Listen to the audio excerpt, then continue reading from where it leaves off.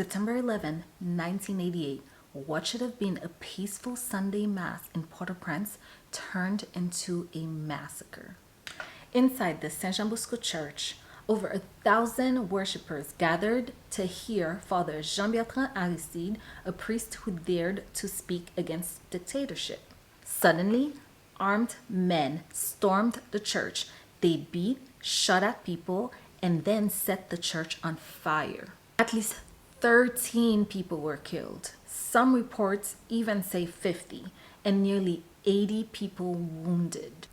The church left in ashes, and soldiers stationed just across the street never lifted a finger.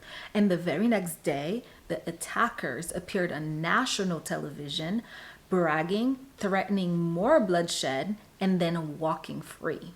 About a week later, though, outrage over the massacre fueled a coup and toppled General Henri Nafi. The attack left a permanent scar, exposing the cruelty of military rule and the courage of Haitians who refused to stay silent. My name is Savi, and this is Today in Haitian History. Did you know about this massacre?